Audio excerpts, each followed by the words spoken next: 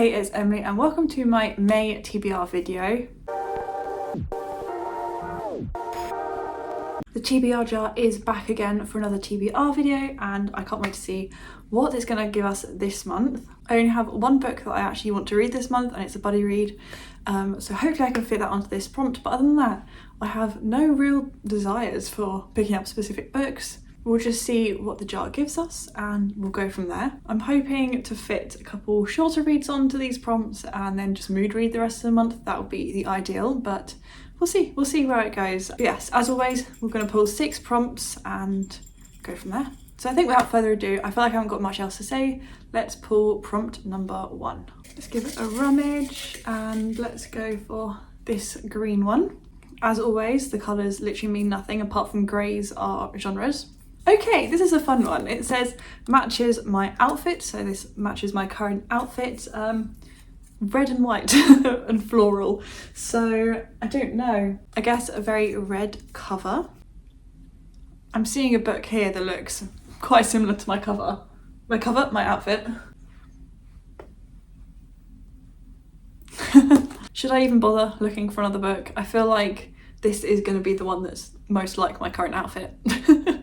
I've never read Annie before. I've obviously seen the old movie, the one that's from like the 90s, I want to say. I don't think I've seen the new one, the musical one, but never read the book. And the font is huge because it's obviously a children's book, so hopefully this will be a very quick read, which is what I said I wanted. So yeah, I don't think we're going to find another book that's closer to my outfit. So yeah, it is a dress, so it's like my whole outfit. I'll quickly read what it says in the back, but I feel like most people know the story of Annie. It says, for as long as she can remember, 11-year-old Annie has believed that her mother and father would come back to her New York City orphanage to get her. But mean Miss Hannigan, the headmistress, is making Annie's life a misery. So she runs away to find her parents. Will Annie ever find a way to escape her hard knock life? So there we go. Should be a very, very quick read. So there we go. That's gonna be the first book on my TBR for the matches my outfit prompt. So time for prompt number 2. I'm excited to see what this is gonna entail. I always love it when the outfit prompt comes up, but let's see what else it's gonna give us. Let's give it a rummage as usual and go for, oh, it's a grey one. So this could be a genre, which will be interesting. Okay, not necessarily what I'm in the mood for right now, but it says a historical or a classic. So let's have a think. A historical or a classic? I obviously have a children's classic on already, so I don't know if I want another classic book on here. I definitely have some historical books on my TBR that I could get to. Let me go grab some options and I'll come back to you.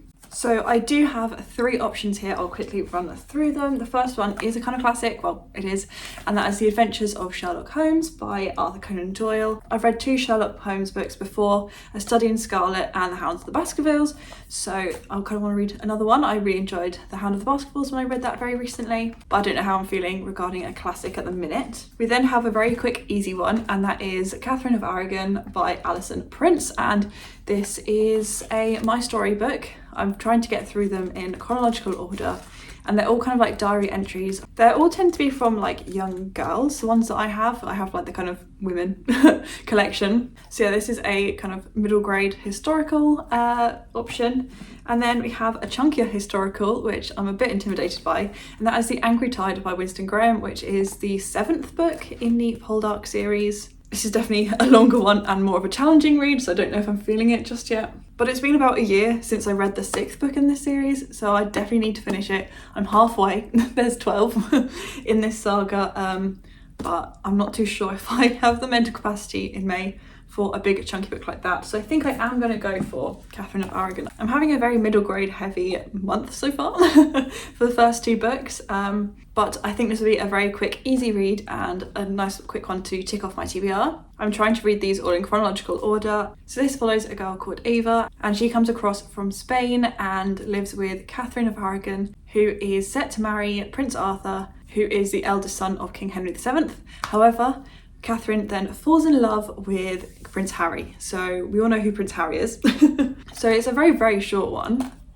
So it shouldn't take too long to read at all, especially because it's like like for children basically. But hopefully I'll learn a few things as well about the time period, and I don't really know how King Henry VIII and Catherine met, so it'll be interesting to see how that went down. But yeah, there we go. I'm kind of feeling like a nice summary like romance at the minute, so I really hope we can get that on the next few prompts. But let's pull prompt number 3 and see where it takes us. So let's give it another shake. Shake, shake, shake. Shake, shake, shake. And give it a little rummage. Let's go for this one, a kind of reddish prompt. And it says, Bestie Pick. Bestie Pick. Now, I live with one of my best friends and she's in right now, so I could get her to pick one. She's been ill, so I don't think she'll want to be on camera, but I could get her to pick a book. She's in her room, so I'll go ask her if she would like to be the bestie that picks my book, but yeah. She's on the phone at the minute, so I'll come back to you and insert the clips now for the bestie pick, whatever it ends up being. So I am back and Adriana has picked a book and she has picked The Labours of Hercules by Agatha Christie, and this is actually a short story collection, which is I think why it's slightly longer. It's not long by any means, it's still 380 odd pages, but yeah, this has 12 short stories in, and I believe this follows Poirot. He's about to retire and he allows himself to do 12 more labours, 12 more cases, and these are them, 12 cases, even though he does clearly do more than that. But there's an introduction, there's an author's foreword, and then another introduction. But then yeah, 12 stories, so that'll be a nice addition. I haven't got an Agatha Christie on the TBR this month already, and very happy with the pick that she gave me. She even made me a cup of tea in a bookish mug, so Adriana, done good. There we go, that is the book for Bestie Pick. Now back to past Emily to talk about the rest of the picks. So I guess let's jump on into prompt number 4. I don't know why I did that, but let's give it another shake and a rummage and see what our 4th pick is gonna be. An orange one. Ends in an even number of pages, so that could literally be anything as long as it ends in an even number of pages. I've just checked the book that's my buddy read and it has an odd number, annoyingly, so I guess it then gives me free rein to pick anything else on my shelves. So let me have a look and I'll come back with some options. So I just spent ages going through all the books that I want to read like really soon, and hardly any of them landed on an even page number. They all had odd page counts. So I do have 2 options here. The first one is The Favourites by Lane Fargo. I'm pretty sure this ended on an even page number. Yeah, 434, so that's an option.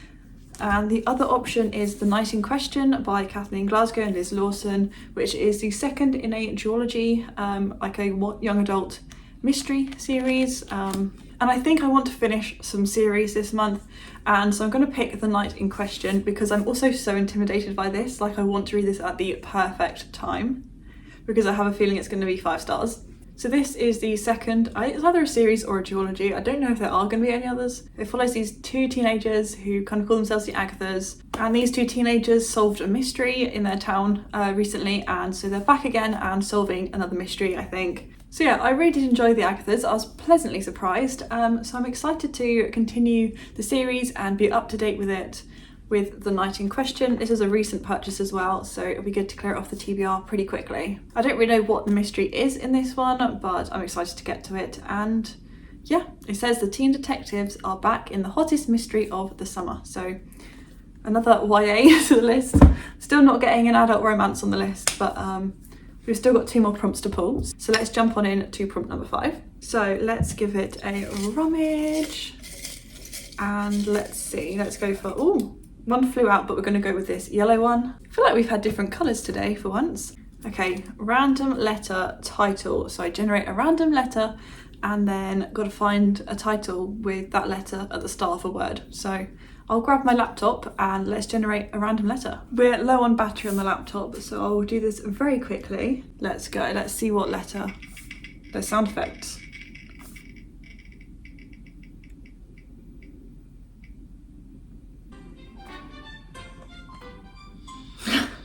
Well, there we go. We have P. We have P.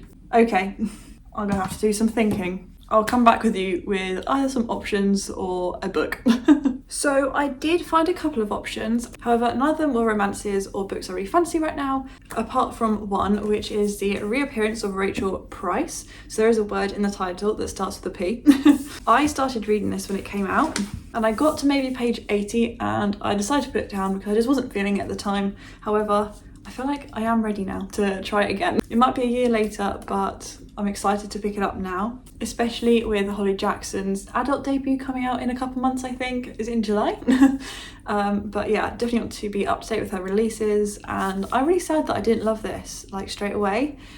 So I'm hoping that on second try I'll be in the right mood for it, and yeah.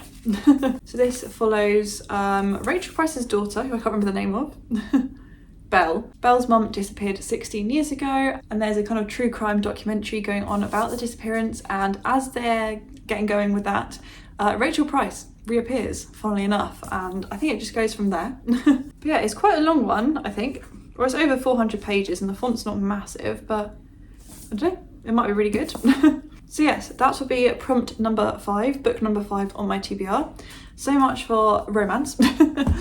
But we have one more prompt. Let's see what the 6th and final book is going to be on our TBR. Hopefully we can fit a nice romance on. Right, so let's pull the 6th prompt out.